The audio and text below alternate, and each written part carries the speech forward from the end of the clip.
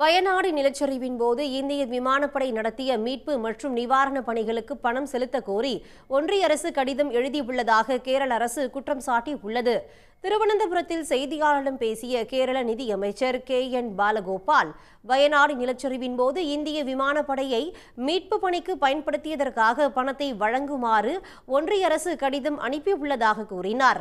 கடந்த நவம்பர் 2ஆம் தேதி கேரள தலைமைச் செயலாளருக்கு அனுப்பப்பட்டுள்ள கடிதத்தில் மீட்பு நடவடிக்கைக்கு விமானங்களை பயன்படுத்தியதற்கான தொகையினை செலுத்துமாறு தெரிவிக்கப்பட்டுள்ளது.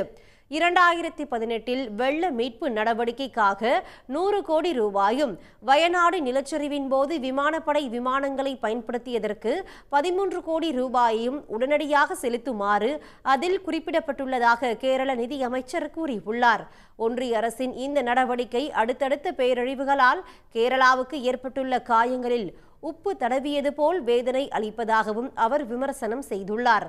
ஆளும் பாஜக அரசு பேரிடர் நிவாரணத்திற்காக மாநிலத்திற்கு உறுதியளித்த நிதியை கூட வழங்கவில்லை என கூறிய கேரள அமைச்சர், இது கேரள மக்களை கேலி செய்வது போல் உள்ளது என்று குற்றம் சாட்டினார்.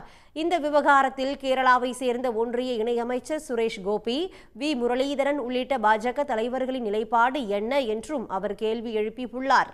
உடனுக்குடன் செய்திகளை தெரிந்து கொள்ள சன் நியூஸ் பெல் ஐகானை கிளிக் பண்ணுங்க.